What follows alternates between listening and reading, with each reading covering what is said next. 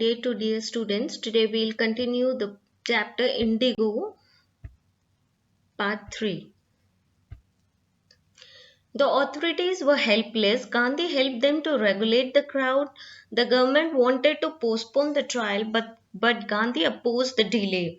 He respected the law but couldn't ignore the voice of his conscience. It compelled him to take up the cause of the poor peasants. All the lawyers of Bihar, including Dr. Rajendra Prasad, decided to go to jail with Gandhi. Gandhi exclaimed the Battle of Champaran as won. Now, a peasant had been maltreated in a nearby village. Gandhi went there on the back of an elephant. Gandhi was asked to return to the town. He was served with an official notice to quit Champaran immediately. Gandhiji made it clear that he would disobey the order, so Gandhi received a summons to appear in the court the next day. All night, Gandhi remained awake. He wired a full report to the viceroy. The next morning, thousands of peasants demonstrated to support Gandhi. It was the beginning of their liberation from fear of the British. The officials felt helpless. Gandhi helped them to regulate the crowd. The government was baffled. The authorities wanted to postpone the trial. Gandhi protested against the delay. Gandhi told the court that he was involved in a conflict of duties. It was his duty not to set bad examples as a lawbreaker. On the other hand, he was to do justice to the thousands of poor sharecroppers. He disregarded the order to leave. Gandhi had full respect for the law of full authority. But in the end, he heard the voice of his conscience. The court didn't deliver the judgment for several days. Meanwhile, Gandhi was allowed to remain at liberty. Rajendra Prasad and many other prominent lawyers had arrived from Bihar. They conferred with Gandhi. What would they do if Gandhi was sent to jail? The lawyer decided to follow him into jail. Gandhi exclaimed, "The Battle of Champaran is won." ना अब यहाँ पे एक peasant एक किसान होता है जिसके साथ बहुत बुरा तरह से व्यवहार किया जाता है पास के विलेज में। तो गांधी वहां पर एक एलिफेंट के बैक में बैठकर जाते हैं। गांधी को कहा जाता है कि वो वापस चले जाएं, लेकिन गांधी जी नहीं मानते और उनको एक ऑफिशियल नोटिस मिलता है कि वो चंपारण को जल्द से जल्द छोड़ दें। गांधी जी इसको ऑर्डर को डिसोबे करते हैं और उनको फिर कोर्ट में नेक्स्ट डे बुलाया जाता है। उनसे कहा जाता है कि वो वहां आके मिले।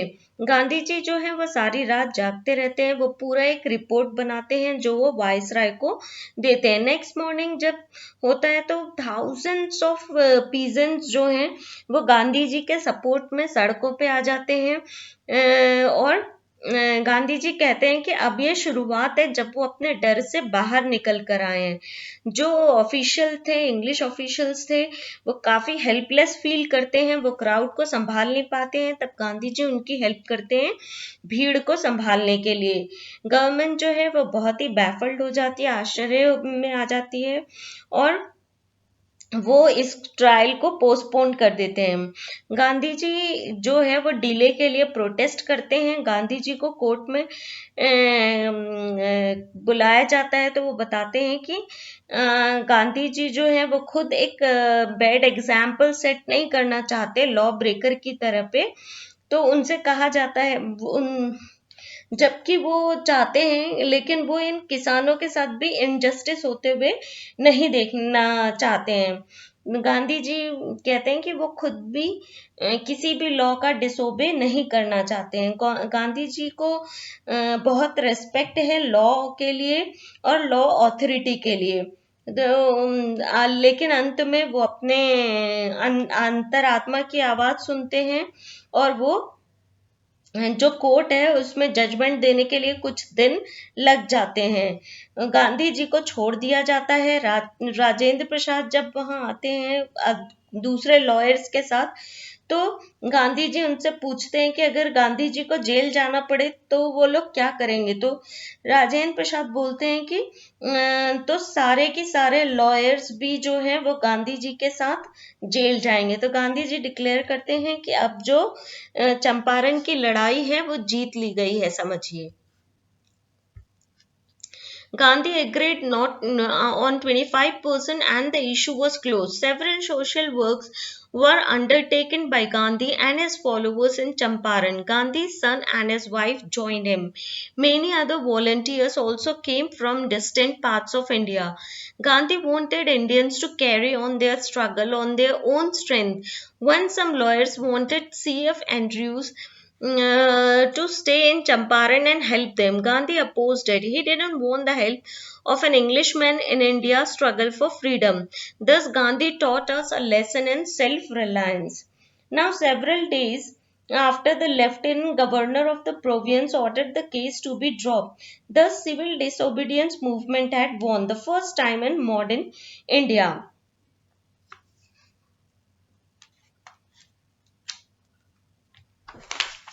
Gandhi had 4 interviews with the lieutenant governor. He appointed an official commission of inquiry into indigo sharecroppers' situation. Gandhi was the sole representative of the peasants. He remained in Champaran for more than 7 months. There were many evidences against the landlord. They had illegally extorted money from the sharecroppers. Gandhi asked for 50%. The planters of to refund only 25%. Gandhi agreed the deadlock was broken. Gandhi saw the cultural and social backwardness in Champaran village. He wanted to do something about it immediately. Madhav Desai and Narhari Parak, 2 young men, joined Gandhi as disciples. Even their wives volunteered for the work. Many more came from Bombay, Pune, and other distant parts. Gandhi's son Devdas also joined them. Primary schools were open in 6 villages. Kasturba Bai taught cleanliness and sanitation.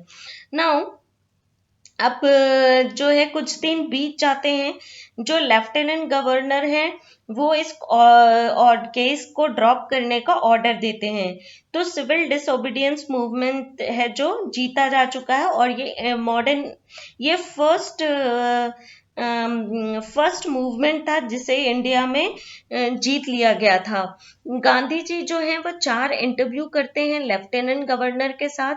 वो कुछ official commission भी बिठाते हैं Indigo share croppers की situation के लिए। अब यहाँ पर जो गांधी जी हैं जो है वो 7 मंथ तक चंपारण में रुकते हैं। वो देखते हैं कि चंपारण के जो शेयर क्रॉपर्स थे उनको गांधी जी उनके 50% रिफंड के लिए बात करते हैं, लेकिन जो प्लांटर्स हैं वो सिर्फ उनको 25% देने के लिए रेडी हो जाते हैं।